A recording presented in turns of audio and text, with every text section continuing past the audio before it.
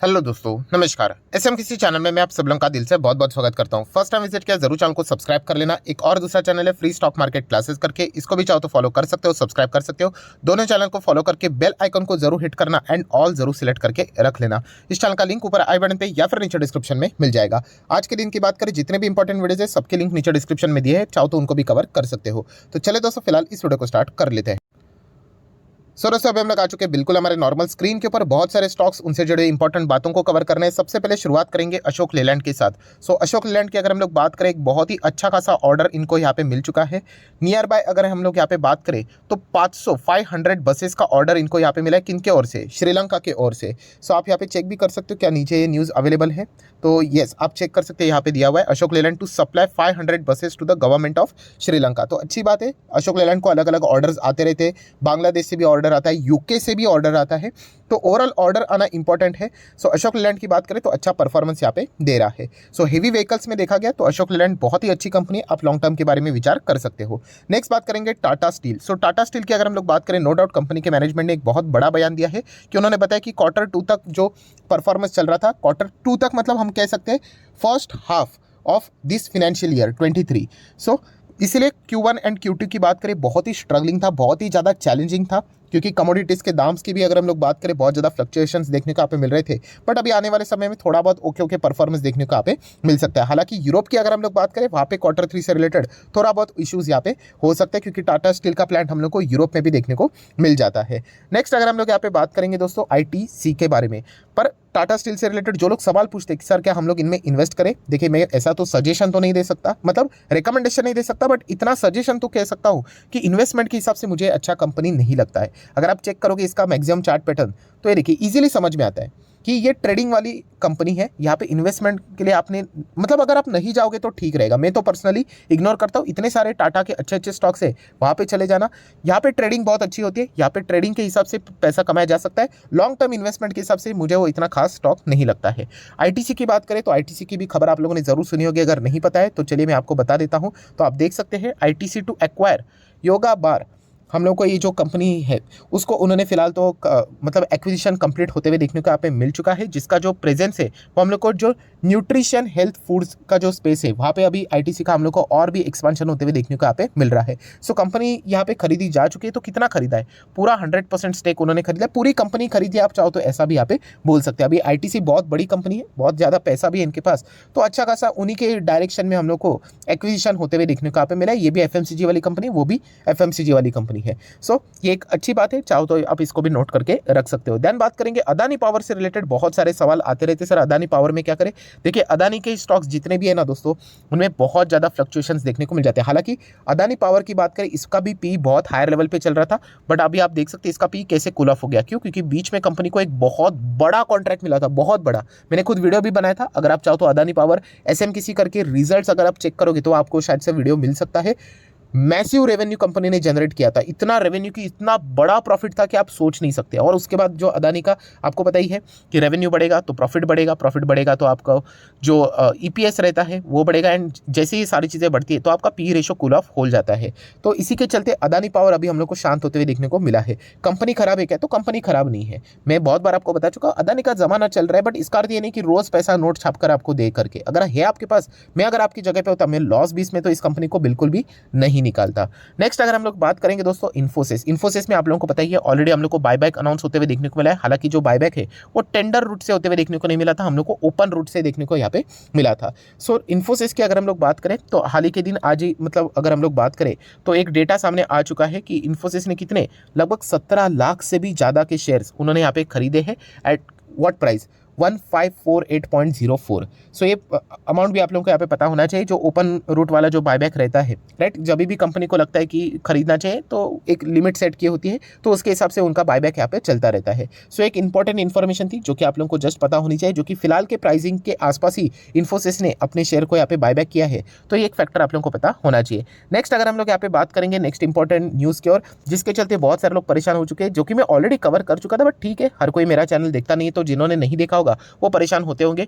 Stock sir 50% crash हो गया करके, तो ऑलरेडी मैं आपको बोल चुका था ये स्टॉक आपको 18 तारीख के दिन क्रैश होते हुए देखने को मिल जाएगा। वैसे एक्चुअल में क्रैश नहीं हुआ है, जिस कंपनी का नाम है केपीआई ग्रीन एनर्जी। यस, 18 तारीख की अगर मैं बात करूँ तो आप चेक कर सकते हो कंपनी ने क्या किया है, 1:1 का बोनस अनाउंस किया था, उसका एक्स डेट।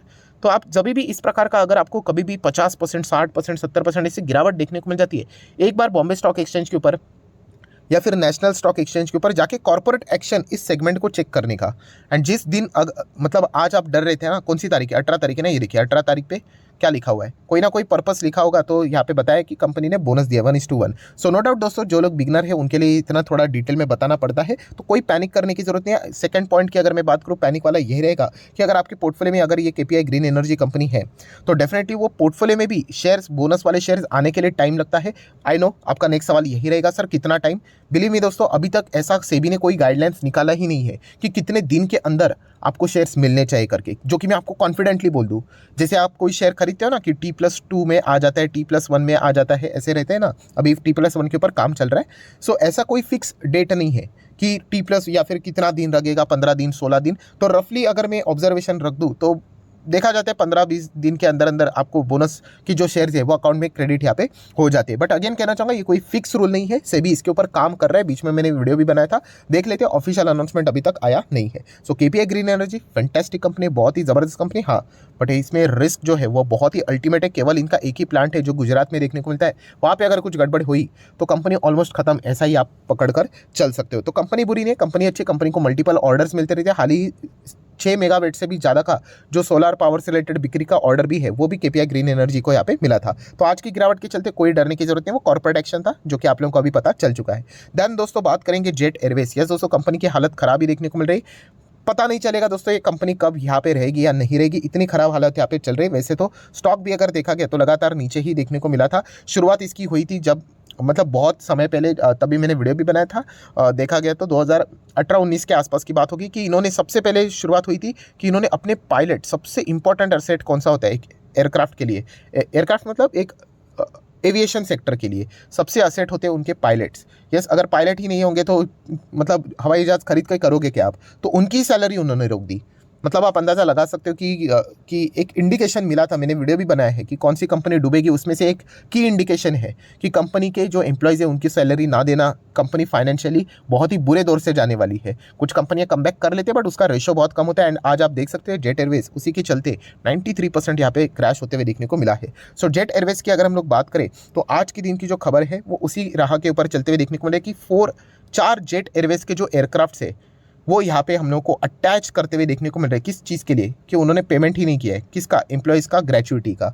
सो ये अभी अगर हम लोग बात करें आने वाले समय में ऐसी चीज़ हम लोग को देखने को यहाँ पे मिलने वाली है। मैंने आप लोगों को ऑलरेडी इससे रिलेटेड बातें बता के रखी थी कि कोई भी कंपनी अगर इस प्रकार की खराब हो जाती है ना, मतलब एक ज़माने में कंपनी आप देख सकते हैं 1200 का स्टॉक था, आज कितने पे चल रहा है, 60-70 पे चल रहा है। सो इतनी खराब कंपनी जो 90% यहाँ पे उससे भी ज़्यादा गिरी है, तो ऐसे कंपनी में इसी प्रकार की खबर आते हैं, राइट। डोंट एक्सपेक्ट कि यहाँ पे कोई पॉजिटिव खबर आएगी करके एक्विजिशन होगा, कंपनी प्लांट मतलब कोई एक्सपांशन कर रही है, कैपेक्स कर रही है, बिल्कुल नहीं। ये तो सर्वाइवल के लिए फाइट इनका चल रहा है।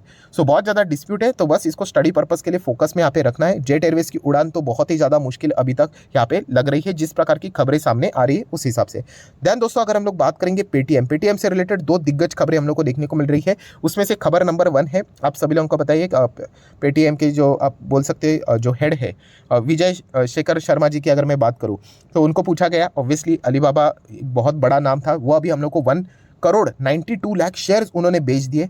तो ये सवाल उनको पूछा गया तो उन्होंने कहा कि वैसे कोई फ़र्क नहीं पड़ेगा क्योंकि वो कभी भी स्ट्रैटेजिक मतलब शेयर होल्डर पेटीएम के नहीं रहे। ये स्ट्रैटेजिक शेयर होल्डर क्या रहता है, ये टर्म मैंने आप लोगों को सिखाया था, जो कि कौन से बेस्ट एग्जांपल में रहता था, कब मैंने सिखाया था, यस जियो के वक्त सिखाया था कि जियो के इसमें जो शेयर होल्डिंग पैटर्न बेचा जा रहा था, वहाँ पे आप लोगों ने देखा होगा कि जो फेसबुक एंटर कर रहा था, गूगल एंटर कर रहा था, तो कुछ इन्वेस्टर के सामने स्ट्रैटेजिक इन्वेस्टर लिखा गया था। सो स्ट्रैटेजिक इन्वेस्टर मतलब ऐसे इन्वेस्टर जो कि उस बिजनेस में भी पार्टिसिपेट करते हैं। अभी कुछ इन्वेस्टर ऐसे होते हैं, जैसे कि मान लो आप ही पकड़ लेना या फिर मैं पकड़ लेना, अगर मैं कोई स्टॉक खरीदता हूँ, मान लीजिए पेटीएम ही खरीद लिया, क्या मैं स्ट्रैटेजिक इन्वेस्टर बना? नहीं, मैंने तो बस इन्वेस्ट किया, कल स्टॉक भाग गया तो पैसा बन गया, उसके बाद टाटा बाय बाय, प्रॉफिट लेकर निकल गए। सो स्ट्रैटेजिक इन्वेस्टर वो होते हैं जो पैसा कमाने के लिए भी आते हैं, कंपनी में टेक्निकली काम भी करते हैं, डिसीजंस भी लेते हैं, राइट। तो यहाँ पे शर्मा जी की अगर मैं बात करूँ तो उन्होंने यहाँ पे बोल दिया है कि विजय शर्मा जी की कि ये उनका कोई स्ट्रैटेजिक शेयर होल्डर नहीं था, तो इसके जाने से कोई हमें ज़्यादा फर्क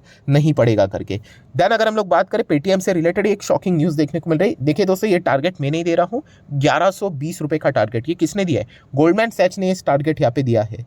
तो क्या ये टारगेट को हम लोग फॉलो करें? बिल्कुल भी नहीं। मैंने ऑलरेडी आप लोगों को बताया, कोई कुछ भी टारगेट दे, चाहे वो 1120 दे या फिर 120 भी दे, उससे हमें कोई लेना देने है। हमें हमारा दिमाग इस्तेमाल करना है। पेटीएम की अगर हम लोग बात करें, बहुत ही खराब स्थिति से ये कंपनी गुजरते हुए देखने को मिल रही है। कोई सिंगल एक ऐसा रीज़न देखने को नहीं मिल रहा है जिसके चलते ये कंपनी कमबैक करे करके। थोड़ा बहुत यहाँ पे कभी कभी स्टॉक ऊपर आता रहता है, बट मैक्सिमम अगर हम लोग देखें तो गिरावट ही देखने को मिल जाती है। एंड ओवरऑल जो कंक्लूजन है वो कितना है? लगभग 65 to 70% ये स्टॉक क्रैश है अपने टॉप लेवल से। सो जब तक कंपनी ब्रेक इवन के करीब यहाँ पे नहीं पहुँचती है या फिर अपने लॉस को सिग्निफिकेंटली थोड़ा थोड़ा कम अगर नहीं करती है, तब तक इस कंपनी के बारे में अगर एज अ इन्वेस्टमेंट सोचना बहुत ही ज़्यादा रिस्की ये पैटर्न लगता है, क्योंकि इसका कॉम्पिटिटर भी अगर देखा गया तो बहुत सारे देखने को मिले। एंड खास करके जिस सेक्टर में पेटीएम बड़ा होने का बात कर रहा था, प्लानिंग लेकर चल रहा था, उसमें अभी जियो फाइनेंशियल सर्विसेज भी एंटर कर रहा है। तो डेफिनेटली बहुत ही मुश्किल पेटीएम के लिए रहने वाले, इतना ईजी नहीं रहने वाला है चीज़ों को डील करने से रिलेटेड। सो आशा करता हूं दोस्तों वीडियो हेल्पफुल लगा होगा, तो जरूर लाइक एंड शेयर कर देना। एंड डीमैट अकाउंट अगर आपने अभी तक ओपन नहीं किया तो लिंक नीचे डिस्क्रिप्शन में 25 वीडियो की लिस्ट आपको बिल्कुल फ्री ऑफ कॉस्ट मिल जाएगी। आपका नाम, कौन सा अकाउंट आपने लिंक के थ्रू ओपन किया है, प्रॉपर्ली कमेंट सेक्शन में बता देना। तो हफ्ते भर के अंदर अंदर सारे लेक्चर्स मेरी साइड से बिल्कुल फ्री ऑफ कॉस्ट प्रोवाइड कर दी जाएंगे। And free stock market classes इस चैनल पे भी आज के दिन जरूर विजिट करना है। एक बहुत ही इंपॉर्टेंट वीडियो अपलोड हो चुका है येस बैंक से रिलेटेड, अभी रिजल्ट ही आने वाले कंपनीज के, तो उसके पहले ये थोड़ा बहुत ये वीडियो देख लेना, तो आपको पूरा एक अंदाजा यहाँ पे आ जाएगा कि रिजल्ट में एग्जैक्टली कौन सा इंपॉर्टेंट पार्ट आप लोगों ने देखना है, कौन सी इंपॉर्टेंट बात प्रशांत कुमार जी ने यहाँ पे की है। तो इस वीडियो का लिंक भी मैं ऊपर आई बटन पे दे रहा हूँ, चाहो तो इसको भी कवर कर सकते हो। So that's it, thank you very much दोस्तों, we will be meeting our next video. तब तक के लिए बाय बाय।